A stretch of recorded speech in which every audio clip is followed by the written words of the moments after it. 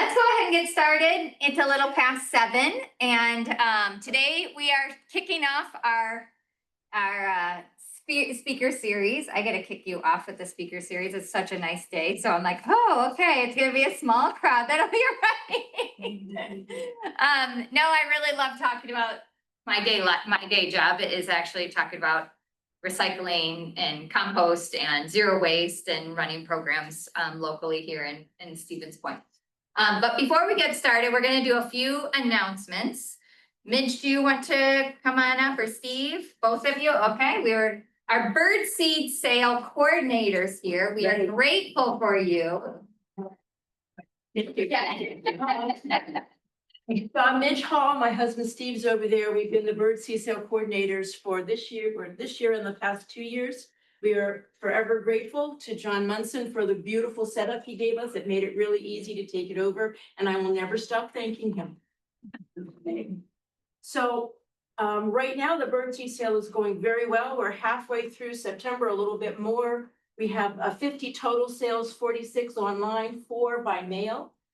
And the by mail ones are the ones I have a little bit of concern with, because I get from the US Postal Service in my email, I get a little picture of everything that's supposed to come in my mail that day. And I've noticed in the last 2 weeks that there have been 2 times when everything that was on there was not in my mailbox. And today it was an order. I'm going to go to the post office. If it's not in my mailbox tomorrow, I'll be at the post office on Friday saying, where's my piece of mail? This is an important piece. But I would ask everybody who is thinking about ordering by mail and hasn't ordered yet, which I know is reasonable because you just got your flyer a few days ago in the mail, to please email me and let me know you're sending it so that I know to expect it in case it doesn't even appear in the photos that they take of the mail and send me an email.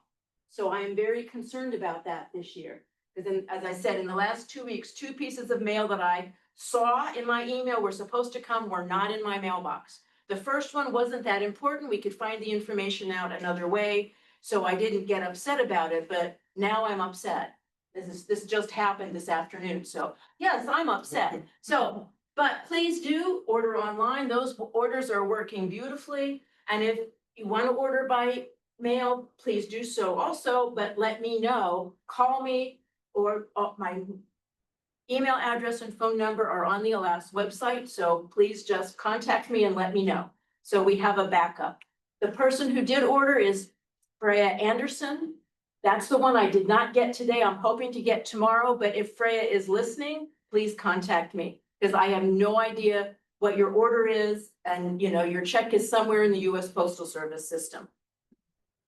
We can probably get her phone number and email. Yeah, I didn't have that information. From our That membership person was list. not on my list of previous Okay. customers. Okay, we can check our membership list Thank to you. see if that's. Okay, I'm gonna turn it over to Steve now for the second part of this. So we do need to have the orders in, needs to have By the orders in September hand 30th. by September 30th. So that we can turn everything over to JMAR so they can process all the stuff and get everything ready for us. So we need to have them in hand by September 30th. We also need volunteers to help us with the distribution on October 17th and 18th.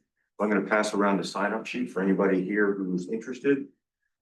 We have slots from Friday afternoon from 3 o'clock to 4:30 and 4:30 to 6. And then again on Saturday morning from 10 o'clock to 11:30 and 11:30 to 1. And there's kind of 2 different slots. If you really like to throw around 50-pound bags, you can get up in the truck. And if that's not for you, we have a spot where you can kind of handle walk-up orders and just do kind of administrative stuff. So they're on this sign-up sheet here. I'm going to pass this around here. You can add your name.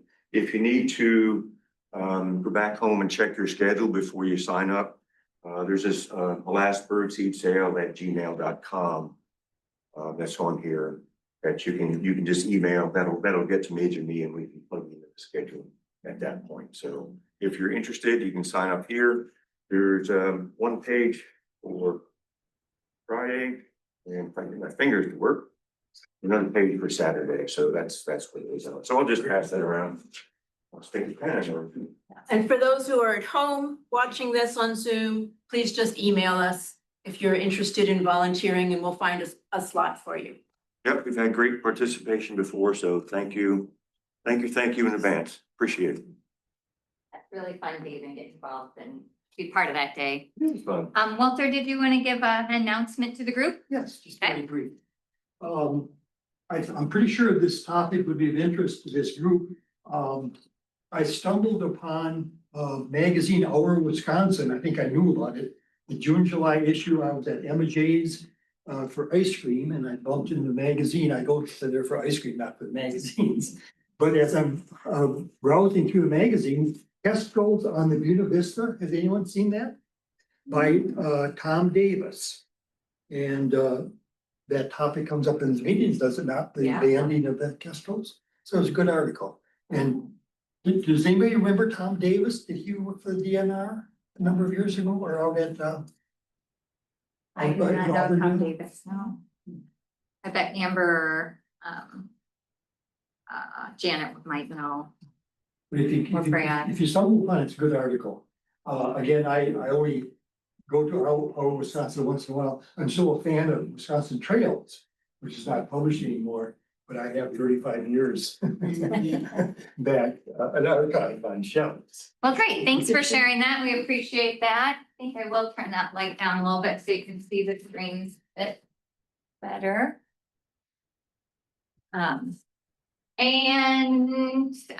Treats. You want to talk about treats, and do we have a sign up we want to pass around? Go ahead and. Yeah, it's being passed around right now. Okay. So please enjoy the treats on the counter after the presentation. You can sign up with more than one person on the sign up sheet too, so feel free to do that as well. Okay, any other announcements? From the gallery. Okay, well, thanks for having me tonight. I'm really excited about talking about one of my favorite topics. I have lots of favorite topics, but this is one. This is also what I get to work on as my day job, working with Recycling Connections. And my background is in biology, chemistry with a master's in environmental ed. I worked at the university for 17 years in the Environmental Education Center before I moved to Recycling Connections now. So been there for 7 years. Executive director, some of you may have remembered Karen Sig. She was a previous executive director for many years, 32, I think she had in the end when she left us. So didn't leave us. She's still here in town, but left the organization, retired, and is happily drawing birds. She's an artist. So we're going to start off just a little bit like an interactive way because I'm an environmental education I have an environmental ed background. So I'd like to just assess my crowd of saying, all right, on a rate your knowledge when it comes to recycling, knowing what is recyclable locally and what is not. You can raise your hand. In the chat, you can put some numbers. 1, I do not know much about recycling, or 5, I'm an expert on recycling. Where do you fall in that category? You're so brave, okay? 2, 3, 4, 2, 3. Okay, we're getting some brave souls. Look at everybody. Okay, good. All right, what about your practice? Because we know that knowledge doesn't equal practice. So how is that? How would you rate your practice when it comes to recycling? 1, I do not recycle, or 5, I recycle everything. Okay, if you say 5, I hope you don't recycle everything because everything's not recyclable. So we'll hopefully by the end of this presentation, you'll see that. And then I also like this because perception's reality. And what we're getting in recycling industry is the fact that I recycle and I recycle everything. It's all of those people that don't do the practice. So where are you when you're thinking about your neighbors, what you're seeing around? What's your level of practice you observe your neighbors or others doing around you? Do you see that they really don't recycle, or do you feel like they recycle everything as possible? Or you can just say, I don't know. What's your perception of like what you see for recycling? 2, 4, 3. Okay, so still 2 or 3. Okay, so still kind of in that same realm. So that's good. So by the end of this presentation, I hope you learned about some things that perhaps you might be recycling that might need to just go to drop off or something like that. Or maybe you've improved your recycling stream and you know how to prepare those materials better. I just hope you learn a little bit something new today. This presentation is going to walk us on the trail of recycling of what's happening today. And before we do that, I don't know if any of you were involved with, it was actually Interstate Cooperative Enterprises. Does anyone remember that organization? You do? Good. Rob Breckman remembers. Okay. And then we really changed our name to Interstate Recycling. This is phenomenal. And Karen and I did some research nationwide to find out another community that did curbside recycling of multi-materials in the nation. And we couldn't really find, we found Madison did curbside recycling for papers, but we in Stevens Point were able to leverage a grassroots efforts back in 1981. It was launched by Dan Trainer, was part of the board, and there's several other names. I'm sure some of you would remember the original board members of Recycling Connections. We now are Recycling Connections, but these are our roots. So this was a phenomenal story, phenomenal organization that for 10 years before it was law, we actually had curbside recycling when you didn't even really need to do it. And it's such a cool story. We had waste oil pickup, so motor oil pickup, curbside, which I'm glad we changed that. So you really do want to drop that one off. We had that curbside. We had bottles, cans, tin, glass, and paper. Newspapers were collected, shredded. We bought a shredder in our 10 years when we were operating with kind of volunteer run basis. We bought a compactor. We had a sorter. We were a mini MRF, if you've heard that, Material Recovery Center. We were a mini MRF. And we did it all through grassroots efforts of the co-op, the Boy Scouts got involved, the Women of Conservation Voters. We're all involved to try to leverage this active board. Before the end of the decade, we had trucks. We had operating 5 drop-off locations in the county. Actually, I think we went into Wood a little bit and Wapaka maybe as well, maybe Marathon as well. But then Stevens Point Amherst had a drop-off site, Stevens Point area. So we had a few sites where people could drop off. And then we had curbside collection in the city of Stevens Point, which was really, we have pictures of old station wagons right in front of the co-op, and they're getting ready to do the collection route. It was really, really great. And then in 1990, the law got passed, but this is the roots of our organization. Today, we do a lot of just waste education outreach. We have contracts with the waste industry, helping with the associations. So the Solid Waste Association of North America, Badger chapter or Wisconsin chapter, the Associated Recyclers of Wisconsin, the Wisconsin County Solid Waste Board Association. We have a contract with them, and then we put on the statewide conference for Wisconsin in solid waste and recycling. A new board is just forming. We hope to get our official recognition by the U.S. Composting Council, but we also now are helping to build the Wisconsin Compost Council here in the state.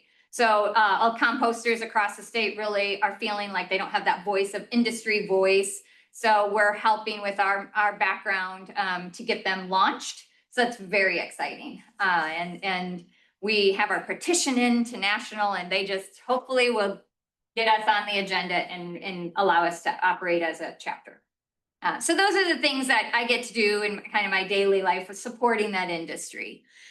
We promote I wish this could go away. I'm sorry about that. So there's this waste hierarchy, and this is out from EPA. I'm changing it a little bit, but more or less it is the directive of how we're supposed to manage waste across the country, the waste hierarchy. It is kind of the standard practice. And the first 2 things I must say, although we're talking about recycling today, the first 2 on that is reducing and reusing. So we really need to be always looking at redesign of any product that comes into the households. We need to look at, you know, rejecting or refusing when we can, if there's an alternative.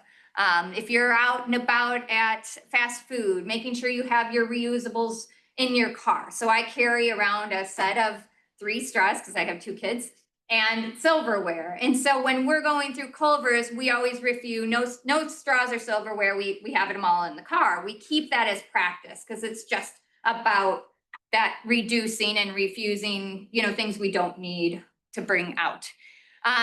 Reusing as much as possible. I'll talk about what Recycling Connections is offering to try to address sort of the higher up the stream issues. But today our focus is primarily on recycling right, and what is the recycling industry here in central Wisconsin. Next on the hierarchy sort of goes with recycling, often grouped with recycling, but compost is in there. Thirdly, then we would look at incineration. We don't have a whole lot of that in Wisconsin because it's really not an option in a lot of, it's not seen as a good waste alternative in a lot of our world. And then finally to landfill, land disposal. Let's say we didn't recycle. So all those folks that say, oh, my neighbors don't care, or I watched that one report that's killing me on like Dateline, that recycling doesn't matter. That was so frustrating. Or like plastic war and plastics aren't getting recycled. It's not even worth doing. Did anyone see those reports or those things? Well, that hurt our industry a lot. It hurt our message, because if we had all of you stop recycling, this is the growth of our landfill line. If we didn't have recycling, recycling is happening and it matters. And if we didn't recycle and if we didn't divert things from landfill, we would have the doubling of our landfills we have right now. So in this graph, the gray here is our landfill line. So this is how much waste is going to landfill in a yearly basis from the most recent data we have, which was 2018. Yes, some things have changed, but basically, you know, it has gone up. We're now over 5 pounds per person per day generated in the country. But it's not drastic. You can see from 1990 to where we are, it's only really gone up about a half a pound per person. I shouldn't say only, because that's still way too much and it should be reversing, but we're not there yet. We're still a very highly consumptive society. But this is our recycling line, all of this in blue. So if we didn't divert from into recycling, this would be our landfill line.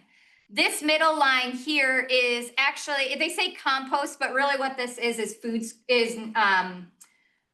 yard waste material. In some states like Wisconsin, we have a ban on yard waste materials going into landfills, so it has to be diverted. That's why we have yard waste collection in almost every municipality you go to in the state of Wisconsin. They all manage the yard waste you can drop off at your municipality. And then there has been some combustion to energy, and this is that section, this light blue area. Okay, so, and then right in this is what I call like the great frontier. This little corner is our food scrap recycling. So that's what you're going to see more of. And I'll explain it later in the presentation of why so much work is going into food waste diversion coming up. So if you like long definitions with lots of commas, this is your definition. This is the Wisconsin DNR's definition of recycling. And it's really the whole line from collection, sorting, processing, and converting the raw materials into a new product. It does not, in the definition of Wisconsin DNR, we do not include fuel substitute. So fuel to energy is not considered recycling in our definition. All right, so who's responsible for recycling? I think this can go, oh, I want this to hide so bad, but no, it's not. Okay, manufacturers, are they responsible? Okay, yes. What about government? What's their role? Government and munis, are they responsible at all for recycling? Okay, they play a role, right? What about haulers? Yeah, well, we need them to transport our materials, and then we also need you. So yeah, so this is the point that we live on a finite earth. we are all in the same boat. There is no finger pointing when it comes to this. We all have a role to play. It's defining those roles that we need to do for advancing this industry itself. Few interesting facts. Why can you go to Florida and you get frustrated because there's no recycling? Well, it's not their law. They don't have a law that you have to recycle. They don't have to put out those receptacles. So it's more voluntary down there, and it's voluntary across most of the United States, believe it or not. Wisconsin, so that's why you're going to these places and you're like carrying your stuff. I'm gonna do that. We do that. We like stockpile our car and we're like, we'll take it back to Wisconsin. Okay, so Wisconsin is actually, we'll go to the next slide to see our law is really quite advanced. Michigan, you'll see, doesn't have a law, but if you go to Wisconsin, or Michigan, they have a bottle bill. So it's not a mandatory recycling, it's a reward recycling. So return your bottles and you get money back. So it's not like they're not recycling in Michigan, okay? So, but it's just not a full law on a banned item in a mandatory recycling. Montana is the only one that's kind of like wild west. They do not want anything regulated. So they're really kind of standalones, but they do a lot of things locally and just by voluntary. But most of these places will have something on the books or a bottle bill or something. It's just not it's not a statewide law. And we don't have a national law for it either. So there's good and bad of that for it. So we passed ours in 1990. It was one of the most advanced recycling laws in the country at the time. Early adopters for sure. New Jersey had us by a couple years, but we were very close behind to have a statewide ban on landfill items. And not only that, it was a lot of materials. So these are all the materials that are banned from our landfills. Now you can say, I was at the landfill and there was a bottle on that hill. It's like, yeah, we're not going to catch everything.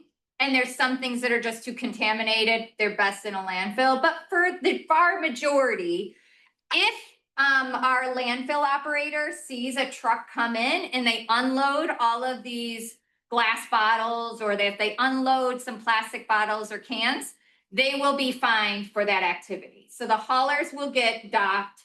The DNR, there'll be a DNR fine on that by saying, you cannot bring a full truck of recyclables and dump it here. You must take it to a material recovery center. So that is happening, rest assured, so you won't have that.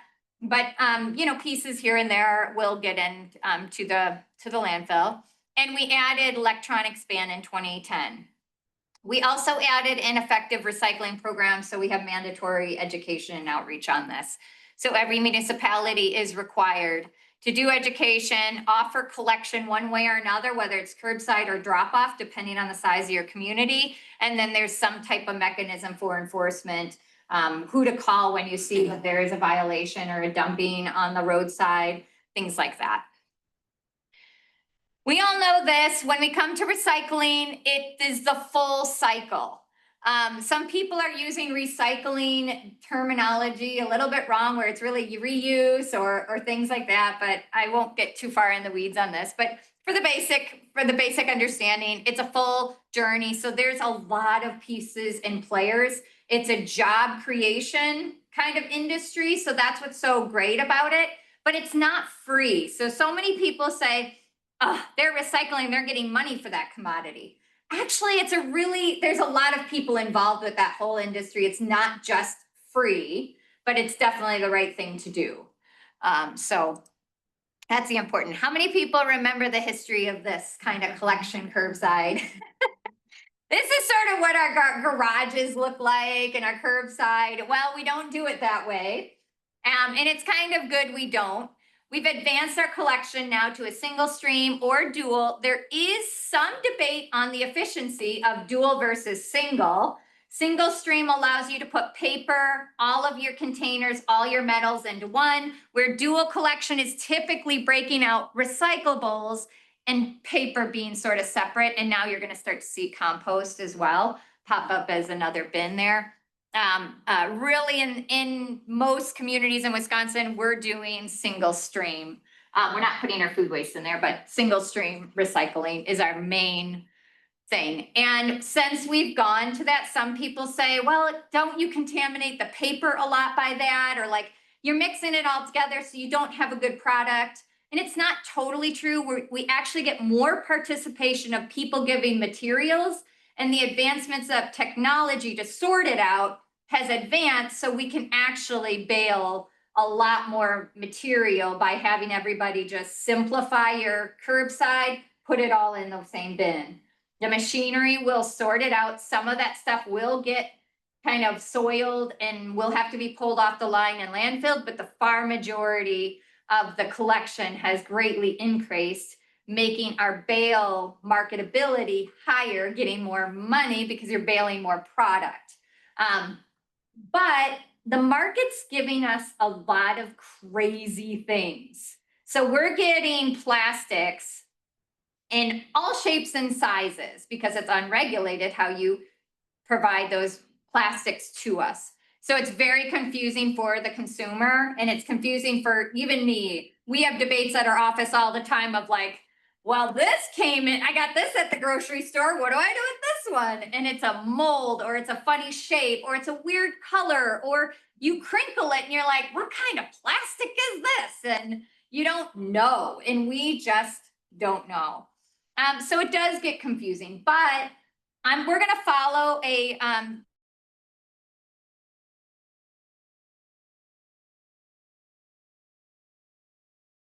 talk about a few different things along the line of how we can become better and aware of how to recycle. So we get this a lot. I've had a friend that says, I don't recycle because I have seen the garbage truck come down our rural road. They literally put it in the same truck, Susan. And I was like, I know, that's a dual truck. They have 2 compartments. So please don't stop recycling. Understand the technology. So this is one of the things they found. 2 trucks going down a rural road, one for recycling, one garbage, has a higher carbon input for that. So they have now advanced the technology saying, we're going to dual compartment it. And you can see a truck like this. This one's easy to see. You're going to put recycling in one side and you're going to put garbage, or I think he's got the recycling here, and then you're going to put garbage on this side. The truck is separated. It's keeping the material separated. So when they get to the material recovery facility, they'll dump one side, and then when they'll go to the landfill off of that and dump the other side. Okay, so that one makes sense. This is more common what you see, and it's not, you won't be able to see it. Shoot. So I'll describe it. So in this hopper, so you can't see the truck is divided, but it is. There's a hopper here. So he picks up looks like the garbage first, and then there's this flap that flaps over, and then he'll pick up the recycling, and it'll keep the material separated within the truck itself. But what you and I see is it going into the same truck, and you're just angry after that, So if you can help me, if you have rural people that are angry because their garbage and recycling just go get mixed after you took all that time to separate it, that's not true. You probably have a dual container truck that's actually keeping them separate, because it is the law in the state of Wisconsin to do so. So these haulers would get docked if they showed up at the landfill and they dumped a commingled materials from a residential route. All right, now we're at the Material Recovery Center. Look at this mound of stuff. Your Material Recovery Center is in Outagamie County. All of our materials used to go to Plover, but now it's going to Outagamie County. Our Plover site is a transfer station. So they simply bring all the residential materials, dump it down on the floor. It gets picked up, put into a larger semi truck, and hauled off to Appleton. And they do that so they don't have all of the garbage trucks from Stevens Point, Amherst, all of the communities going down the road, Highway 10 to Outagamie County. They have just one large truck that takes all of our surrounding communities into one large semi. So that's how we're operating. This is the tipping floor, it's called, in Outagamie County. I want to get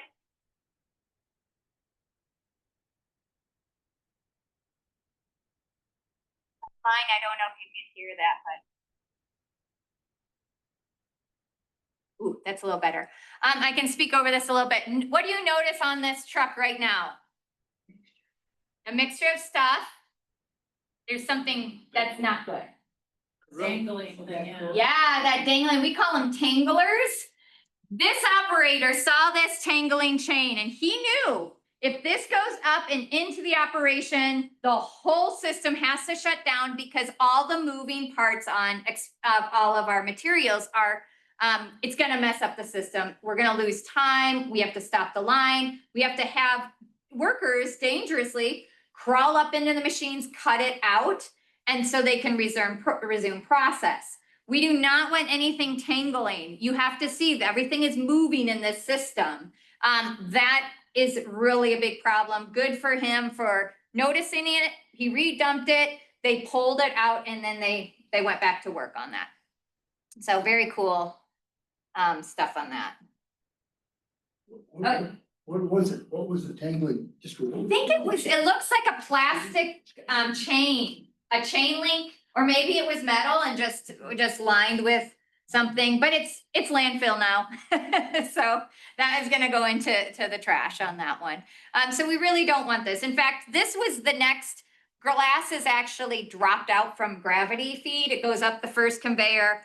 Glass is the first to drop out at Allegheny County. And then this you see is all mixed stuff. We have lots of paper bottles, cans and in here.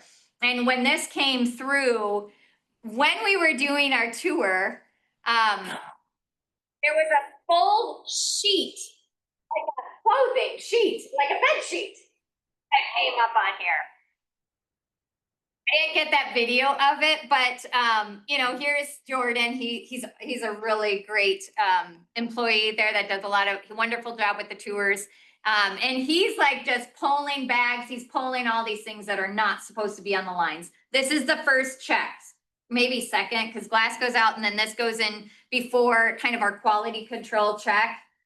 Pulling off any of those, any bagged recyclables will get yanked here.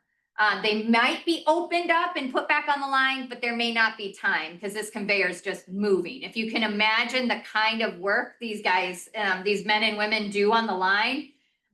I mean, we have student interns go and do internships in a MRF, and many of them can't last a day from the, just from the vertigo that they'll get, or they'll puke because it's just simply so much stuff and very overwhelming, makes you dizzy to see all these moving parts. So they actually do testing to see, are you a suitable worker for the line? Because a lot of people are not. It's not always, you know, not everybody can do this.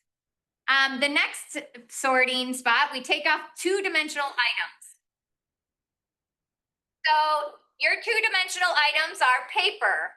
So that was blown off and now it's moved down. We see we got a plastic bag that got logged in there, but that's not too bad of a contaminant. For the most part, this is a pretty clean stream of the paper that came through. That's your first separation item. The next one goes to really moving stuff. This is where they're going to be separating metals, and they'll separate using reverse magnets for tin and aluminum, and they separate out containers. So it's all your three-dimensional items that get here. You can see they're a little crushed, but for the most part, these are three-dimensional sorting lines at this point. You see how much faster it starts going because we're getting an automation first. So it's moving or faster. They need to do all those quality control checks just to make sure that when we move this fast, we don't have anything that's really going to muck up the machinery. It starts moving faster. This is where the metals are getting shot out. All of these are like tin cans that are like shot, and the plastic's dropping. So they're using some type of magnetism or something in that sorting. It's super cool. And then the showstopper. Utter magic. This is where the advanced technologies are really cool. We have in Allegheny County, I think 4 robots now. These are robotic arms that the facility can actually program and say, I would like number 2 plastic bottle jugs to be sorted in this hopper. And they'll be picking them up and moving them and shooting them. It goes really fast. And then they can program the arm to do another target plastic if they wanted to, whatever they're bailing or shooting for. And because they can go through 4 different robots now, they can have 4 commodities that are sorting that plastic very specifically by a laser. They send a laser, I guess, through the plastic is what I've been told, and it's reading it that fast, picking it up with a suction hand and shooting it. So let's watch utter magic in her show.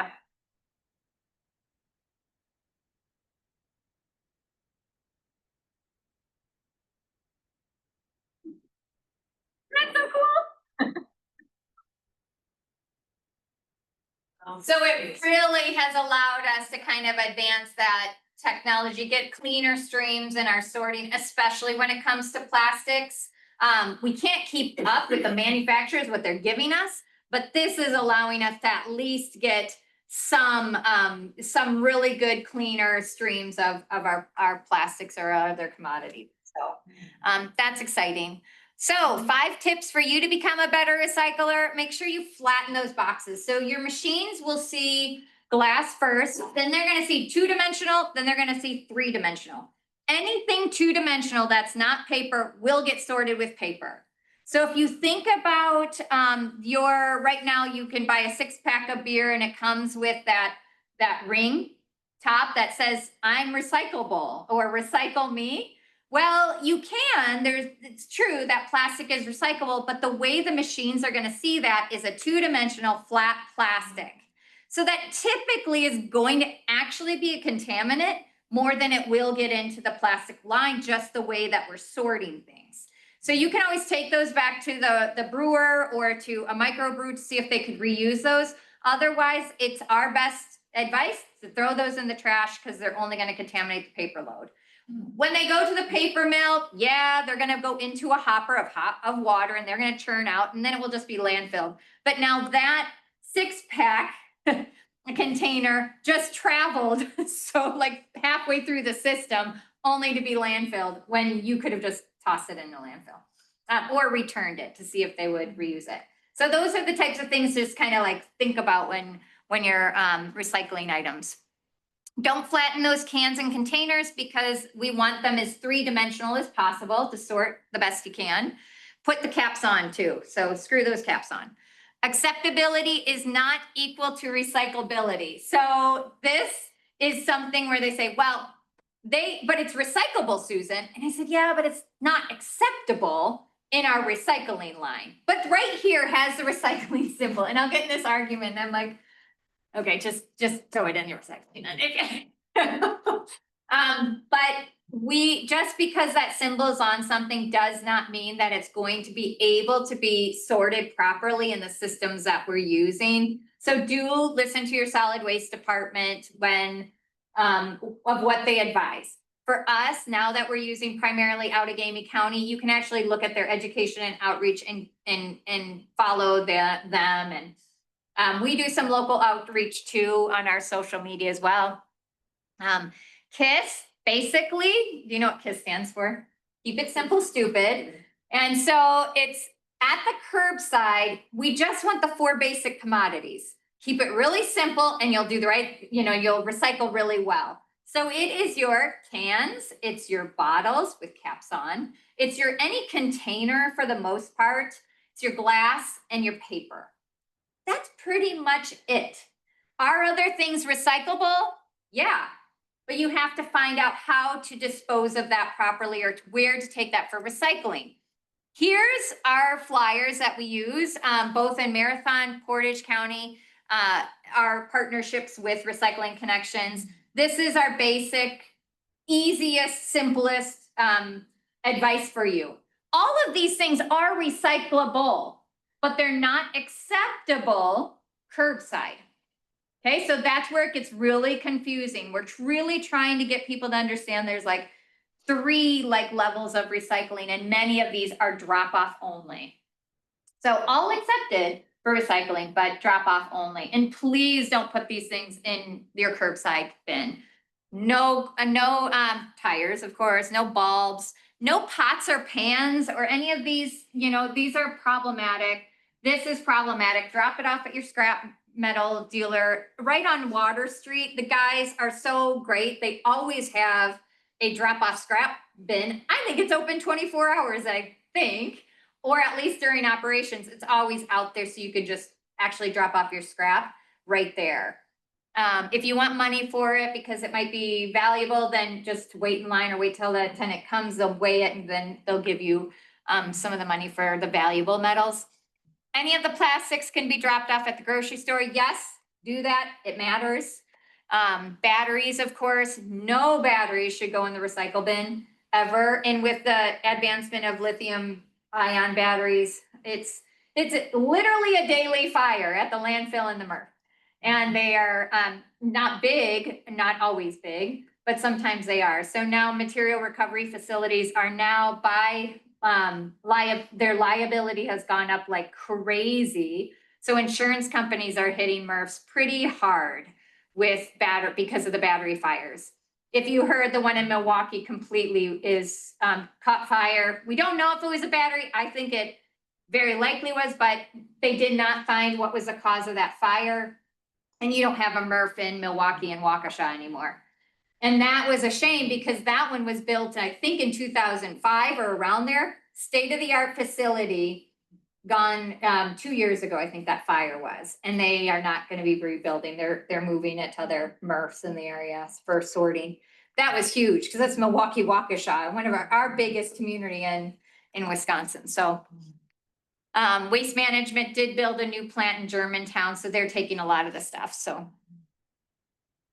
All right, let's do a pop quiz, because that's so fun. I'm an environmental educator, so I need that, that encouragement. So what did you learn from me today? A, B, or C? These are all plastic materials. If you're at your curbside doing the waste trash conundrum, what would you put in the curbside recycling? A, B, or C? A, B, C. Okay, A and C? Not B? No. Okay, good. Yes, you are correct. And this is really exciting news for us. When we were just in Plover, it was too small of a MRF. We didn't take the berry containers. Now, Outagamie County can, because of these robots, they can actually read that. So when those come down the line and if they have a market for it, they'll tell the robots, grab all these berry containers, they'll make a bale and they'll send it out for market.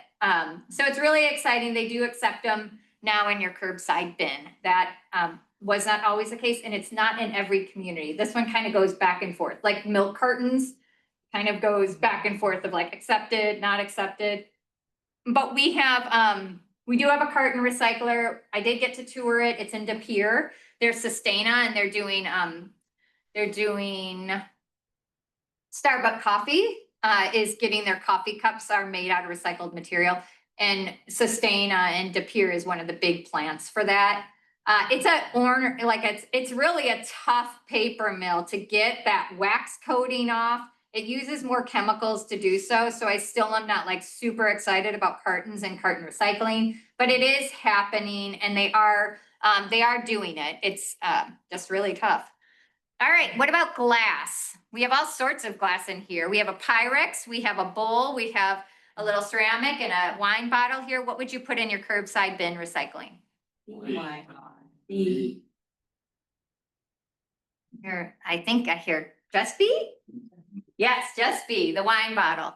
The other items, the Pyrex is kind of like this, I forget what kind of glass it's made of, but it's not your recycling. What is it called? Pyrex. It's Pyrex, yeah. What is it? It's like when it shatters, it has some type of component in it that like is not what they want in the recycling. Tempered glass, yeah, Pyrex. Is that the name is Pyrex? I didn't know if that was the marketing. That's the brand name, yeah. Yeah. So anyway, and the ceramics as well. Yeah, the commercial name for that type of glass is Yeah. Pyrex. Yeah, they don't want it.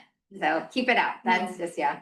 Yep, just your wine bottle in that one. All right, so this one says it's recyclable. So there you go, the recycling sign. And I have a keyboard. What should we recycle in our curb? All right, what would we do drop off? Is there anything you can drop off? Well, when they have that electronics recycling program. So drop off.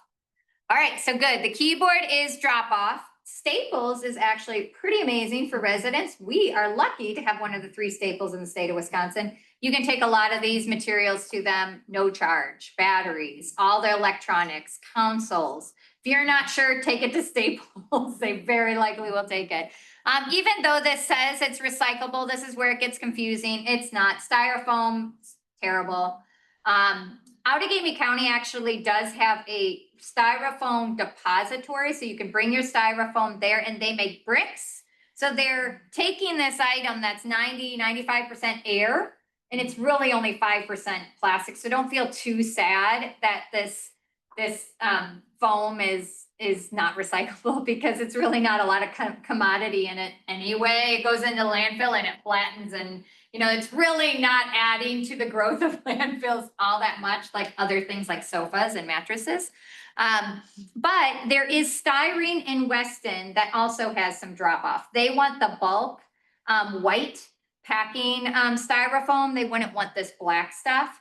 But if you do have a lot of styrofoam, not the peanuts, but if you have, the stuff that you get a big bulky styrofoam, there is a place locally that does have a drop off.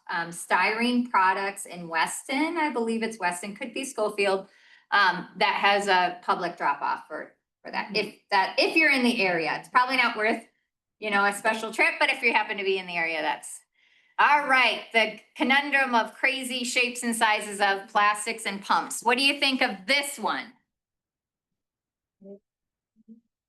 A, I hear. You would say none. Okay. Yeah. C? Wow, this really stumped you. Oh, I got to go back to my education. All right, so actually A, C, E, and F. So those are 3-dimensional containers. Even with the pump, you want to make sure the product is out, but you can put that pump, any caps back on, and you can put that into your curbside bin. What is not is deodorant, and any of that plastic toothpaste bottle would not be. Good job, everybody. All right, so feedstock. This is why recycling matters. It does make new products. Our milk jugs become a lot of bulk plastic items. That does not mean that this chair can be put in your curbside bin for recycling.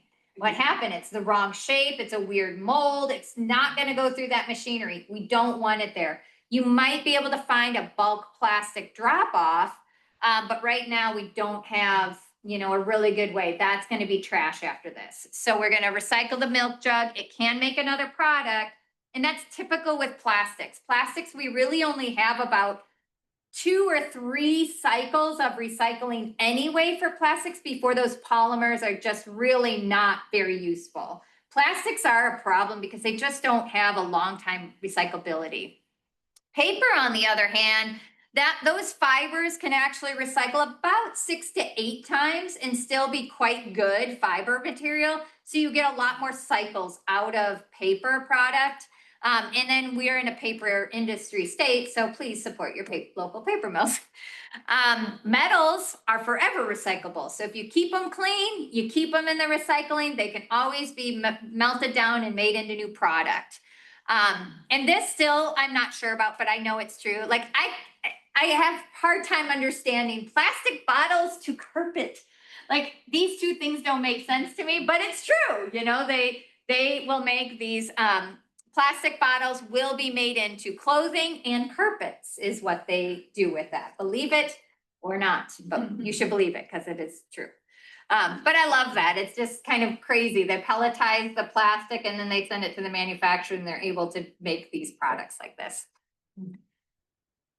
Plastic bags really do matter. Drop them off at the grocery store and it becomes this great decking material. But after this decking material is done, it's really not marketable to be put back into the recycling things. But it's okay because this decking actually lasts a good 10 years minimum, if not 20 or longer, if you can keep it in good shape. It is been quite nice for the construction industry to have this. It has a little bit longer than many woods, but I don't know, you could debate that if you want to debate the plastic versus wood, the paper versus the plastic bag, I don't know. And also buy recycled products, because this is what you're supporting. You are creating the demand for recycled. So if you buy toys and it said this was a plastic bottle before, that is a really good thing to support as a consumer when you're looking for that label that says this was made of 100% recycled material or 30% or whatever. You are helping the industry with that demand. Consumer demand still drives a lot of this. So it is important that you buy recyclable when you can and when it makes sense for you, or when it's available. Okay. Quick talk on compost and organics. The waste characterization study that was done in 2020 and 2021 came back. We do this study every 10 years in the state of Wisconsin. They literally take samples of landfills, and yes, they will have this big arm that picks up some random sample from a landfill, drops it down, and there is a crew of people under a tent, and they're categorizing that load that they just random sampled of down to 85 categories. 85 components and 8 categories. Imagine that job. So yes, this is your dog bags, this is your diapers, this is your wrappers, this is rotting material, whatever it might be. This would be your construction material, this would be sofas, this would be pillows, whatever, textiles. And they're categorizing that, and then we got the results. So there were almost 400 samples hand sorted, and they did visual debris inspection of 659 just to see that. There's a little bit more safety with the construction demo in that. So they do visual assessment on that. Here's your results. The number one item found in our landfills in Wisconsin is edible food waste. Food waste that could have been diverted and still good, but we did not have a system to get it to a pantry, to get it to a kitchen, to get it somewhere fast enough so it rotted and went landfill. Good thing for us, this is not uncommon nationwide. We are very similar to what we're finding nationwide. It's not like Wisconsin's this wild thing that's just throwing food away because we're an ag state. No, there's a lot of states that are now grappling with this. We need to find a way to divert this wasted food, at least to compost it. I mean, we are looking upstream to see if we can get systems in place. So when a bad load of, bananas came in, we got a call about bananas. This is why it's popping in my head. And one landfill rejected them because they're like, we are not taking that big of a truck of bad bananas.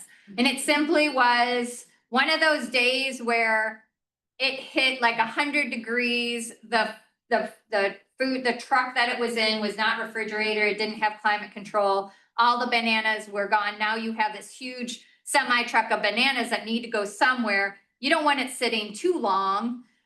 It needs to get into landfill and covered or something, or diverted to a composter who's willing to take it. We haven't built our compost infrastructure enough to handle that, but Sue's up in Wausau takes a lot of grocery waste from grocery stores that have past due items. So that's good. We just need more of that happening. Surprise, surprise, flexible films is the next one. Everything comes in plastic. We have people challenging themselves, say, I'm gonna use no plastic. And it's like, oh, that's like setting yourself up for an unachievable goal. So like, try to reduce it by, 80%. But if you go for zero plastic use, it's really tough because our society doesn't really allow us to. So much of our stuff, and there's good reasons for some packaging, but everything is in packaging. Food scraps not traditionally edible, so that's where we come in of like, we want more people to compost at home. So if you're not composting at home, talk to us, we'll help you. Textiles is a big one. Gosh, it's just really difficult to reuse that.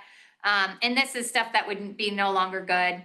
And then some compostable paper, but that could be tissue and other things that we may not want in the compost anyway. So, all right, this is a reason why plastics are so confusing. The numbers aren't regulated. So just because they use the symbol, all it's telling us is what kind of plastic is in the item. That symbol doesn't say it's recyclable. It's just this triangle that has the number in it telling us the resin code. And if you want to watch a really cool story, Millie Zanto, does anyone know Millie Zantoner though, that name? She was the little farmer in Reedsburg, Wisconsin, that traveled to Japan or something and came back and saw that Japan was like collecting plastics and recycling them. She came back, she's like, I think I can do something. PBS Wisconsin has her story. Her and her friend Jenny ended up starting to collect bottles in the 1960s and 70s. And she was actually pushing the recycling market way before it even became kind of common ground. And she was from Reedsburg, Wisconsin, and her farm was an operated like first MRF known in the country. And so EPA actually looked at her process, and Jenny and Millie would burn the plastic to determine what kind it is, and the color it burned, they would make a triangle and started numbering it based on the color. EPA, the story goes, adopted that system of the numbering today for indicating what type of plastic it is. That symbol got accepted, and now it was arrows when it hit EPA, not just a triangle. EPA put that arrow for recycling on it, and now it's unregulated symbol, so anyone can technically use it. And it does confuse us a little bit, but the story and the roots of it is Wisconsin based, and it's really great. PBS Wisconsin, Millie Zanto, you got to check her out. She was a trailblazer. But the markets come at us, and we're downstream trying to figure out what to do with this stuff. Vapes come out, and it's like, okay, what's a vape? Okay, it has a battery. Some of them are rechargeable. Not all of them are rechargeable. They have tobacco in them. So we now have a medical like material in it. It's got an electronic in it. It's made of plastic. It's small. People just throw them in their recycle bin. And it's like, well, yeah, nice try. There is plastic in them. That's very nice, but we don't want that. There's so many problems with that. There's fire potential with it having the lithium ion battery. When it gets crushed, it sparks up against paper, and now we have a problem. They're small, so they get everywhere. And they are a tobacco product, so there is a type of medical, it's more of a medicine thing in it too. So this is tough. Even lighters are kind of tough, but they're small and they get through things and everything. Lithium ion batteries, yeah, this is a huge problem. I even read when the Tesla came out, I was asking, because I was in recycling, like, well, what are you going to do with the battery? How long does that battery last? And the quote I read from Tesla, it's okay because by the time this battery goes out, we will know where it's going to go. So they put the Tesla out on the market without actually knowing post life of this battery, how we're going to handle this massive battery. And now we're all downstream trying to be like, what do I do with these batteries, all shapes and sizes? Tesla doesn't pay for it. I hear they're taking some responsibility, or some of these electric cars are kind of taking them back and being responsible for that life of the battery, but it's confusing and there's no regulation on it. So it's getting put in this system, and we're trying to grapple with what do we do with these kind of things. And mattresses, Pacelli puts out their mattress fundraiser, and it makes me crazy because we also don't have a way of recycling this material effectively. And it really, there's a lot of mattresses that just get landfill, and it contributes to the advancement of our growing landfills very fast by having more and more mattresses coming in to our landfills. And we have one mattress recycler down in La Crosse, but even the labor intensiveness of trying to recycle components of mattresses. And today they're pretty much memory foam or some type of foam material and cloth, and not as much metals in them like we used to have with the box springs and the wood covered by the cloth. So it's not even made of material that's really that great marketability anymore.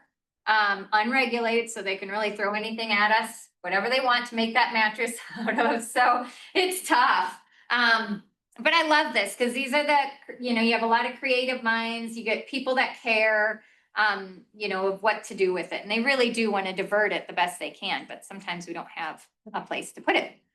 So how to learn more, what to follow. We run a campaign in partnership with Marathon County and Portage County on recycling here in Central Wisconsin. If you don't follow Central Wisconsin Recycling Collective, I encourage you to do so, depending if you're on Facebook, Instagram, YouTube. If you prefer just to email, you can email questions in or call us if you're into calling. So we have, the website's not much of anything. It's just telling you which stream to get information, and wherever you are to get your information, we're in those platforms.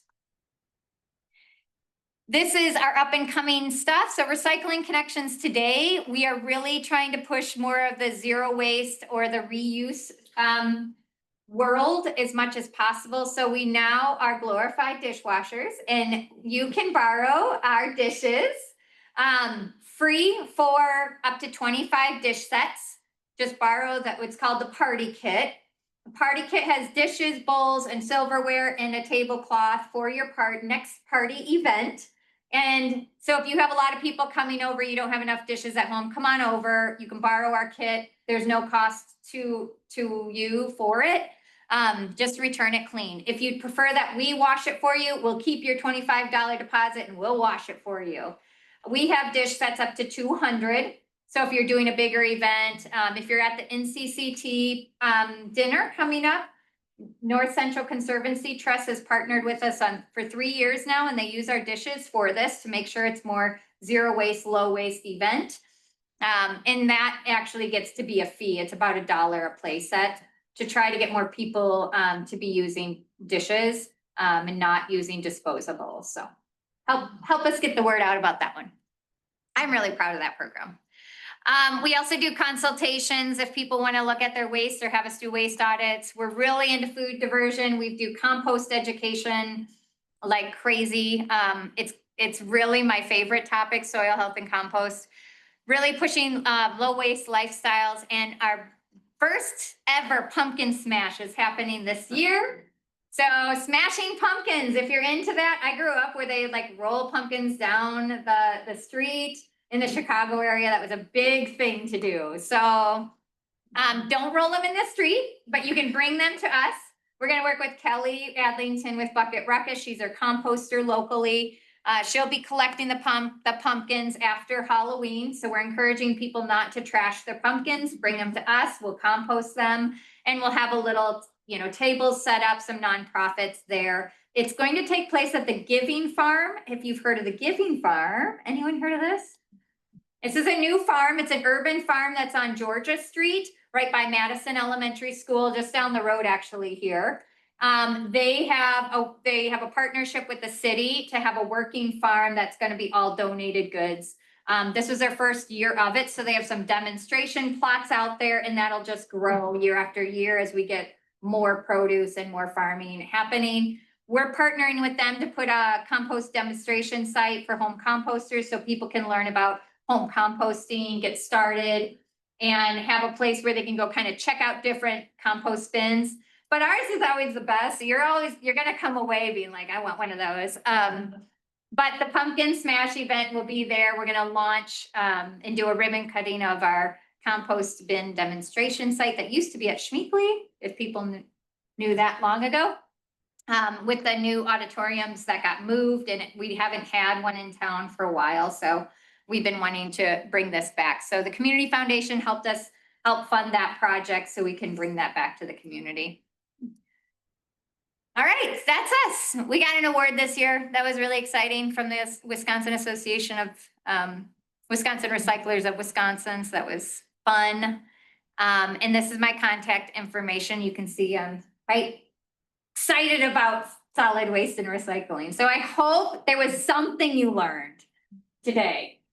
And if you're not sure or something comes up, I don't want your domestic debates in your house. So we'll get the call of like, my husband said that you can't throw that peanut butter jar in the thing. And I was like, uh-oh, I'm in a tricky situation here of what I'm doing. I'm like, I don't pick sides, but I can tell you how to best recycle that. But that happens a lot. But give us a call. We're happy to share thoughts and ideas and help you become a better recycler as well. Any questions at all for me? question about recycling batteries, like regular Yeah. batteries. I always save them in a jug Okay, and then I take them to Batteries Plus. good. And they very kindly say, oh, yes, are there any lithium batteries? And I'm like, no, just regular batteries. And they take them to the back room and I don't know what happens. There's two different things that could happen.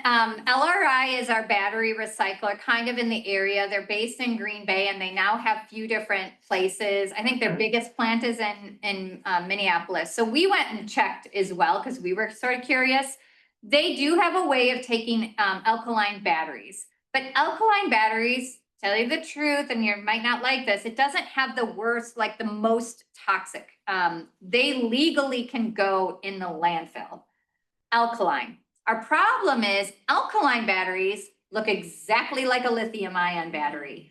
And so chemical properties of those get tricky. So I do believe Batteries Plus and bulbs and batteries, those places did get an EPA grant or Department of Energy grant. And they just launched a big funding campaign to take all batteries. And they do sort it. So at this plant, they had a huge thing of alkaline batteries. They had a man that was like dedicated to sorting through to make sure the chemical properties were correct. And a lithium ion battery did not get in with alkaline. That is a long process to do. But they did do that at this particular plant in Green Bay.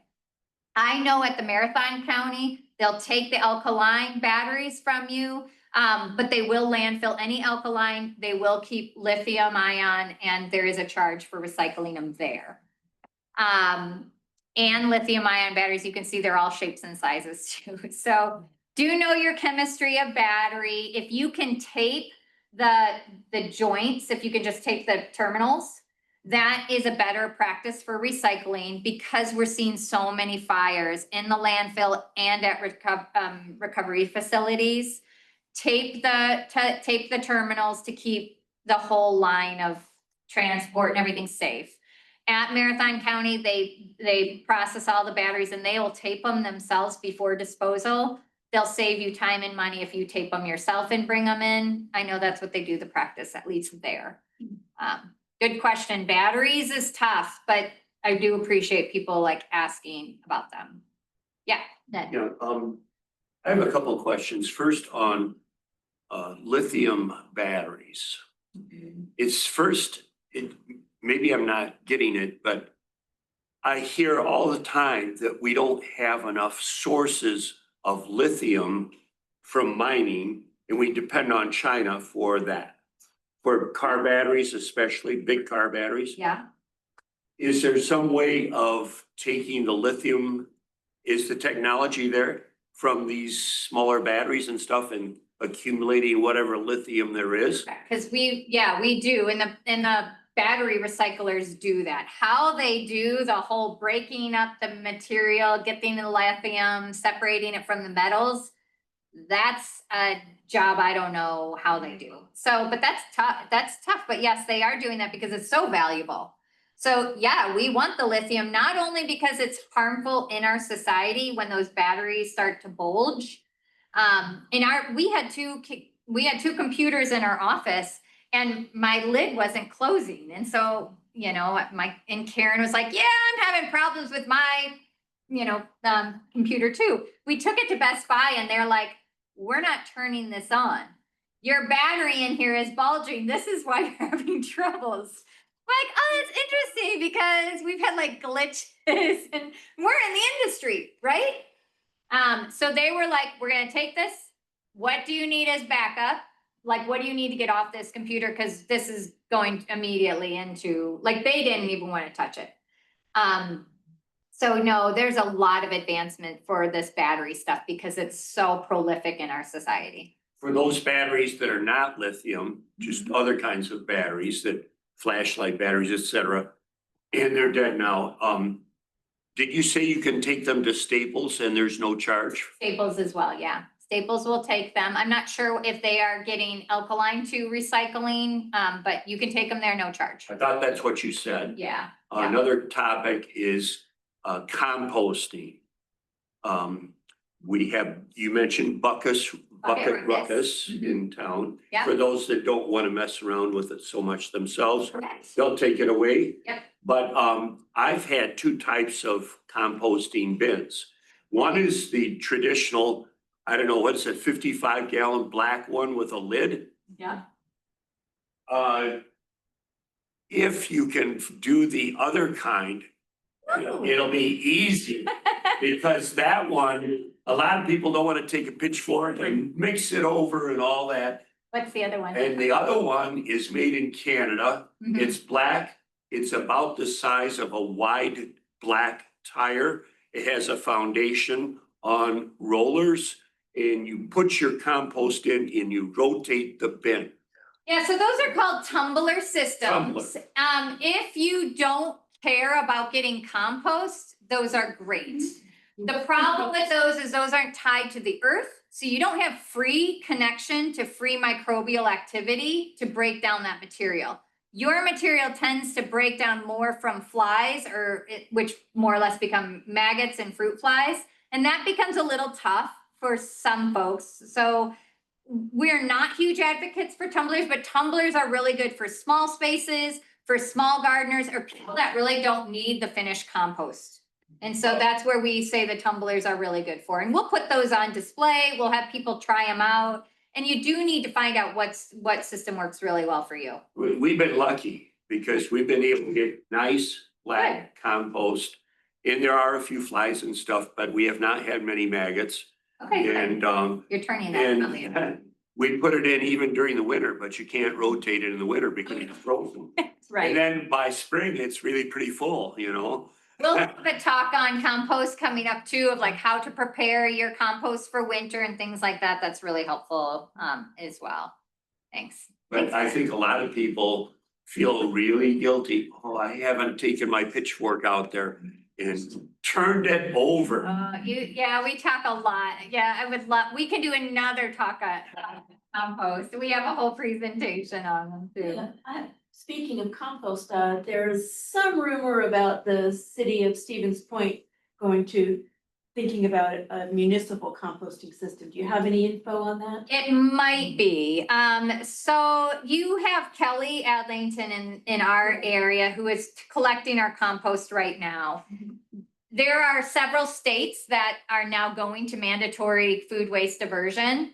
And if that happens, the infrastructure we have with yard waste material collection is more likely gonna be kind of fall then on municipalities for actually integrating food waste into the yard waste collection and managing it. So at the Wisconsin Compost Council, it's sort of an opportunity, but a threat to some. And I see it as, this is exactly what happened with recycling as well. And if munis can take that responsibility, we are gonna have a more collection for it. So, but yeah, I think in the future, we will be doing that in the state of Wisconsin and work either the munis will be contracting with someone like Kelly, more or less hiring her to take larger loads and divert that compost, or they're going to hire them on. What happened with Recycling Connections when the shifting went from we're now doing the hauling and collecting to the muni, a lot of those people got hired on from the city to do that work. So there's gonna be benefits, and now you have full benefits. There's kind of a little bit more security of that job and whatnot too. So yes, I expect that to happen. I would like to see it by 2030, but politics are politics, so we'll see. We had a good question on here. What about flat can lids?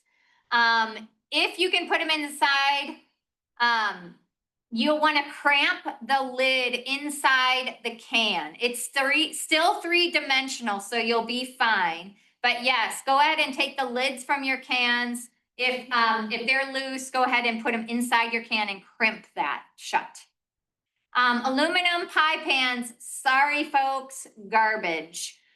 There is nobody that really wants aluminum pie cans. You can try a scrap dealer after Christmas or Thanksgiving. Stack them all up, make it look really valuable material and see if they will take it. But really, pie pins are pretty much, make sure you're making your pie with a reusable one is what we advise on that.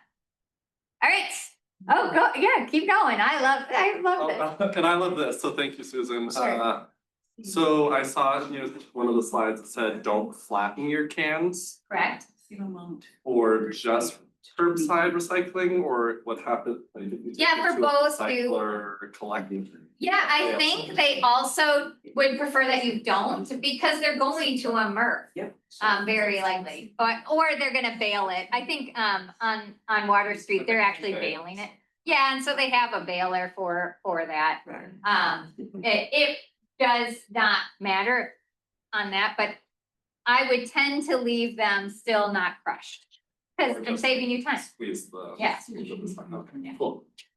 Well, Where can we get the chart with the numbers, 1 through 7? that slide that had the numbers 1 through 7, I could send it to you. It's now in the recording, so it's gonna be on our YouTube. I don't have a printout of that. But I can surely get it to you if you want after here. Just give me your email and I'll send it to you. Yeah. All right, any other questions? I love this. You all did so good. Very proud of you all. So thank you for coming tonight and letting me talk trash with you.